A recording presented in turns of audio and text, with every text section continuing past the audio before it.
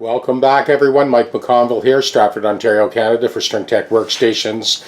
Got a couple more things in today. Believe it or not, it's not a Les Paul, although I do have another Les Paul in for a compensated nut. So what we have here is a Tobias bass. It's an offshore. And a couple of things I wanted to point out for all the Tech Deck Workstation guys. I actually have two long blocks that I put in for those long flexible bass necks in order for you to get it dead level before you do the recrown and polish. Anyway, this one has a major swoop in it. There's a few tips that I want to give you pertaining to this type of bass, long slender neck bass, very flexible neck. First of all, when you go to adjust a bass neck like this, I turn the strings down 3 full turns. And then I load the truss rod, and then I tune it back up and check it again. Loosen it off, load the rod, tighten it up, and check it again. We'll drop his Les Paul off, and for my Patreon subscribers, we're going to discuss this in detail. And as you can see, I've got this masked off. I have a relief cut here, sort of a slit cut into the fretting mask, and that's allowed me to feed that wire into this Ziploc bag. That's where the pickup is, so we keep it free of dust and debris while we're doing our level crown and polish. Even though this one has been leveled with the CNC machine, still not right. We'll get all this zinging and high spots at the neck to body junction, and we'll get this guitar perfectly in tune. He's going with 11 to 49 strings at concert pitch. We'll get that nut out, and I'll give you a detail on that. And then we'll put our compensated nut. Okay, I've got my 26.5-inch straight edge set up to get a read on this long flexible neck. I've got a 23 thou feeler gauge here. So that 23 thou gauge just slips under there effortlessly. There's still room. It's probably closer to 24 thou. That's way too much relief. We're going to loosen the strings off, like I said earlier, load the truss rod, tune it back up, and check it again. I want to take a minute and show you what's happening here. As I tighten that truss rod, I could kind of hear it creaking, and I'm thinking, you know, whenever that happens, it's always a good idea to loosen the truss rod off before you tighten it. This was really creaking, and essentially what's happened is the actual canal, the wood, has shrunk in and pinched on this nut. So the creaking I was hearing was that the outside diameter of that adjusting nut was being pinched inside that wooden canal. And that's why it was almost impossible to turn. That should just drop right in there. Well, you know something? I can't even push it in. That's how tight it is. So we're going to turn that outside diameter down. I'll show you how I do that. I'm going to rotate this into the direction of the rotation of the sander and thin that outside wall down.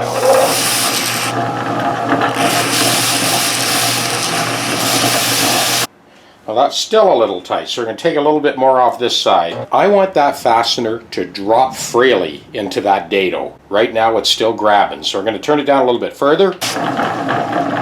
Put a few drops of oil in there. You can see now this just drops right in. No problem at all, no struggle. We'll see what kind of adjustment we can squeeze out of this thing now. Now this truss rod is doing what it was designed to do. So now that that nut is no longer encumbered by the walls sort of pinching it and stopping it from rotating, we'll have a look at the lay of this neck now. You see how that's going in a big, long, sweeping back bow? Well, you know something? When you get a long, flexible bass neck like that, that's exactly what you want to do. I'm overloading that truss rod, forcing this long, slender bass neck into a back bow or reverse bow. And we'll see, after exerting the string tension, where this neck lies. We're doing all this before we go anywhere near these frets with a file. So this is all done in preparation for leveling. Okay, here's the deal with this thing now. This is all good news. So this is still in a back bow. These strings are tuned up to concert pitch, and now the neck, thanks to the truss rod adjustment, is actually going in the back bow like this. So now we can loosen the truss rod off. Now I did say a minute ago, don't tighten the truss rod under string load on a long slender neck like this. But loosening the truss rod is a completely different thing. That's fine. We're relieving tension on those threads. What we'll do now that it's tuned, I will back off that truss rod, check this with the straight edge, get it as straight as possible at concert pitch with the truss rod loaded, then we'll prepare to do our fret level crown and polish. Okay, let's see what happens with this neck as I loosen that off slightly. Oh yeah, you can see that. Of course I loosened it off and it dropped in pitch as the neck flexed up. So let's tune it. Concert pitch. So that long straight edge is definitely sitting a lot better now. That's taken a lot of that back bow out. The combination of backing the truss rod off and then retuning the instrument back to concert pitch. This is a great lesson for you guys. So this is an extra challenge. Okay, here we go. Let's just crack that like a quarter turn. Now we'll check it again. But before we check it, we need to tune it again. Has it gone flat? Yes, it has, ever so slightly. So we're playing this balancing act here between the string load and then the amount of tension that the truss rod exerts. This is especially pertinent with these long slender necks. We're back to concert pitch. Okay, we have finished our reconnaissance on the lay of this neck. We found the high spots, so I've marked them in chalk for your sake. That second fret only needs a light dress. Now you got to remember, and this is another common error that people make when it comes to fretwork, is you need to level them along the trajectory of the string path. So because that fret is high, you don't just grind across the fret. You still need to come along the string path. So we're going to walk you through this. This is a very tricky fret dress, very flexible neck. Now we're just going to skim those high spots and then we'll go ahead, level, recrown, and polish. But first, there's a couple more tricks I got to show you. I'm getting ready to dress this very flexible, very sensitive bass neck under string load. You will need to watch and listen carefully. So in order to do that, I have the guitar tuned to concert pitch right now. I'm going to back it off and I'm just simply going to count. 1, 2, 3, 4, 5, 6, 7. Now we'll slip this piece of hockey puck under this end, and then I've got another hockey puck here. Now what I'm going to do is I'm going to cover the first fret. Now I'm going to tighten the strings back up. I'm obviously not going to do 7 turns because that would exert more force than we had on the string initially because we've hiked the strings up with these hockey pucks, right?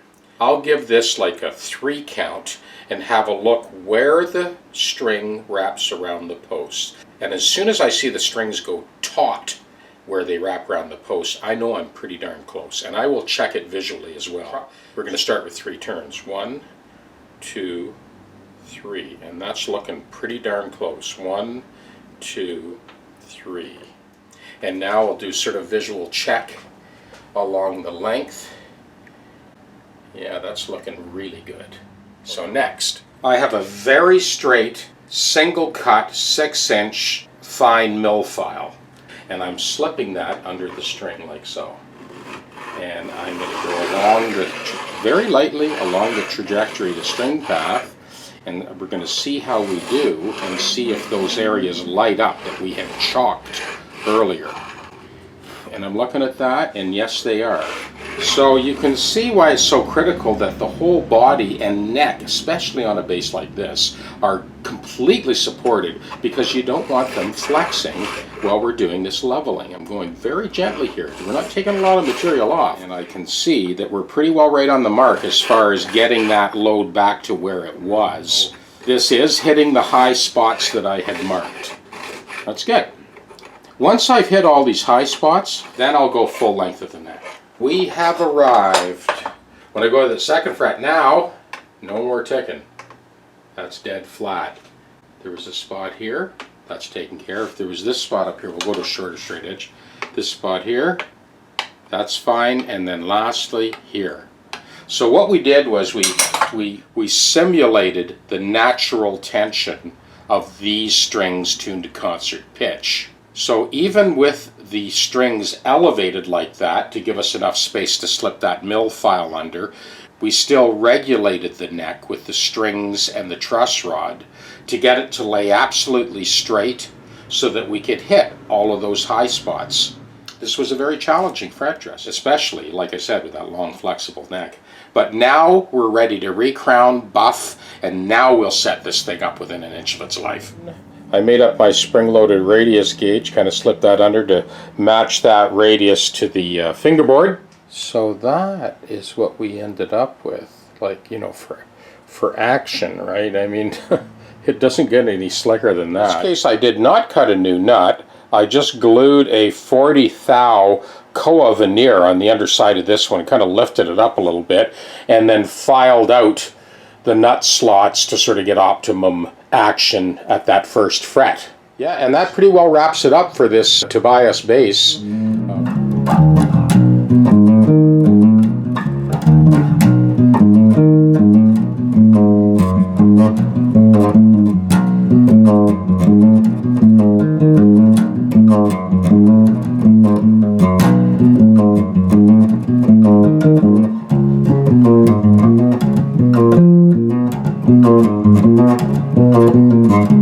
It's got a nice touch.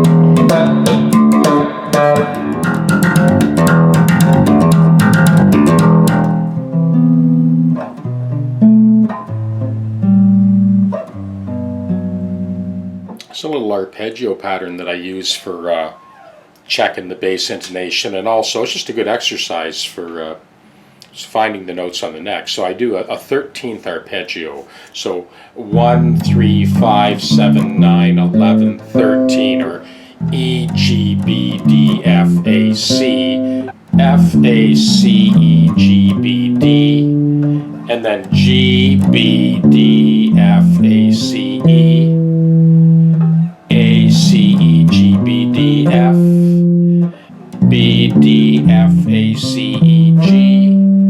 And for anyone who's played bass any length of time, they know that when you play that open string, that's your chance to shift, right? So this arpeggio of playing a 13th, E, G, B, D, F, A, C, E, G, B, the D string, open D string, allows me to shift. So E, G, B, D, and then I can play my F up here, F, A, C. So E, G, B, D, F, A, C, and then G, B, D allows me to shift, right? G, B, D, F, A, C, E, and then A, C, E, G, B, D, F, and then B, and that's my shift. B, open D string, B, D, F, A, C, E, G, and then on C, you got C, E, and then open G, G, C, E, G, B, D, F, A. Anyway, just a little trick for making your way around the bass neck. Hope that helps. Well, I didn't get the chance to get much further on Will's Les Paul today. I pretty well took up the whole day with that Tobias bass. That was a tricky one. It's 100% now. Well, as you can see, once again, we caught all this stuff that the $100,000 CNC machine didn't quite get.